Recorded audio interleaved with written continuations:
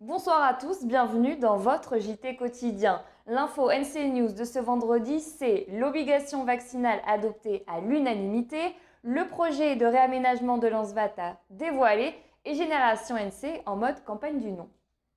C'est bien évidemment l'info du jour. Ce matin, le Congrès a adopté à l'unanimité l'obligation vaccinale pour tous, une obligation qui n'a pour l'instant rien de très obligatoire. Les explications de Beryl Ziegler. Ce matin, le projet de délibération instaurant une obligation vaccinale contre le Covid-19 pour les Calédoniens majeurs et les personnes entrant sur le territoire a été adopté à l'unanimité par les élus de la commission permanente du Congrès. Suite au large consensus qui s'était dégagé sur le sujet, ils ont validé le texte du gouvernement présenté lundi boulevard Vauban et amendé hier pour lever un obstacle juridique. Le haut-commissaire avait précisé que l'État ne pourrait rendre obligatoire la vaccination des entrants sur le territoire qu'à condition que cette obligation s'applique aussi à tous les Calédoniens de plus de 18 ans ne présentant pas de contre-indication. La vaccination va donc s'imposer aux Calédoniens majeurs comme aux voyageurs ralliant l'archipel. Quand? Dès la publication de la mesure au JO de la Nouvelle-Calédonie, c'est-à-dire bientôt. Par ce vote, la Calédonie devient le 4e pays à s'engager sur la voie d'une vaccination obligatoire, après le Vatican, le Tadjikistan et le Turkménistan, avec un cran d'avance par rapport à la métropole, qui l'a seulement imposé aux soignants. L'exécutif va désormais devoir s'engager sur l'ouverture de l'offre vaccinale et organiser la campagne de vaccination obligatoire. À ce jour, 71 000 personnes ont reçu 2 doses.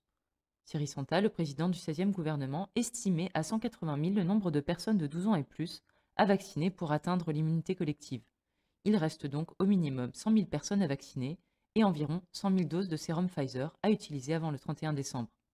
Reste que pour l'heure, aucune sanction n'est prévue pour les individus majeurs qui refuseraient de se plier à l'exercice, les élus comptant sur le civisme de la population.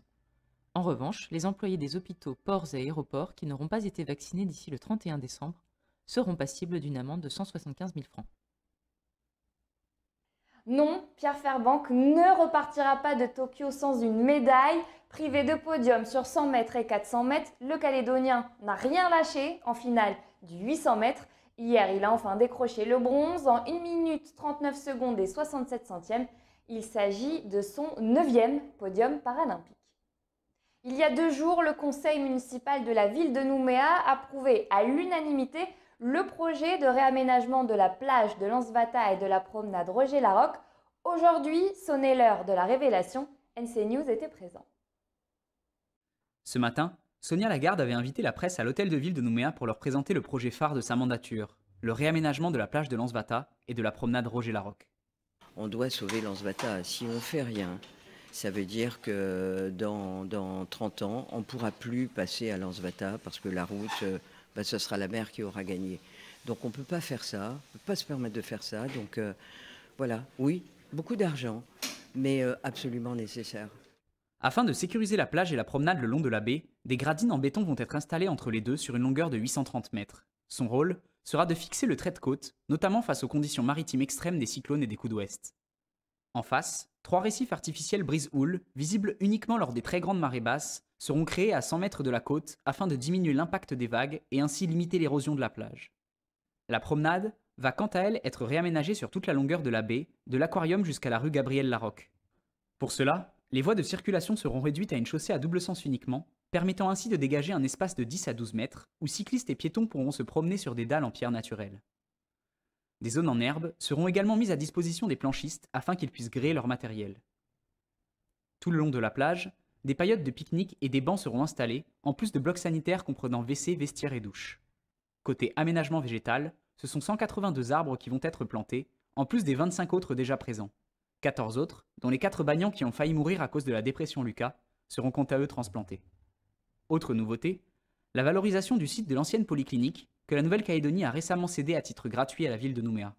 On va retrouver des boulistes, on va mettre des farets de façon à pouvoir accueillir des marchés d'artisans, comme il y avait déjà dans les anciens farets qu'il a fallu démolir. Et j'espère bien que ce marché il sera actif tous les week-ends.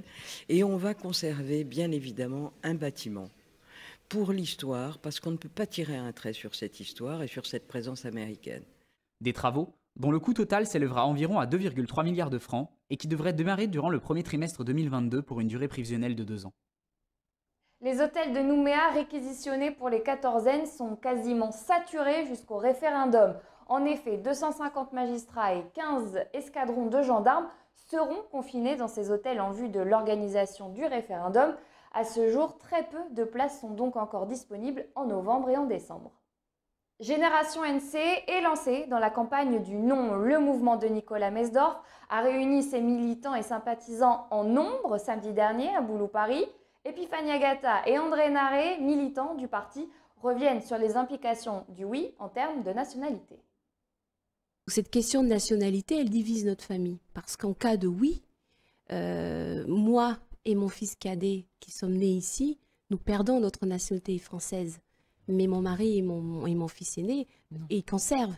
Mais ils sont étrangers, ils deviendront étrangers ici en Nouvelle-Calédonie.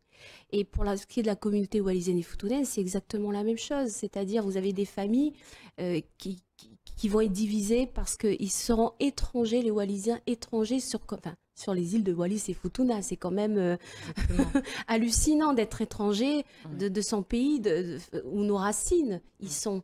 Et pareil pour ces Wallisiens qui voudront venir en Nouvelle-Calédonie, étrangers aussi sur...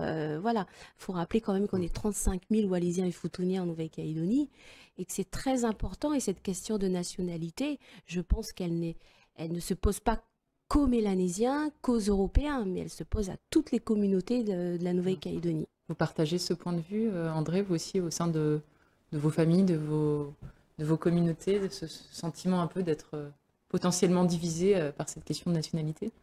Dans mon milieu, oui.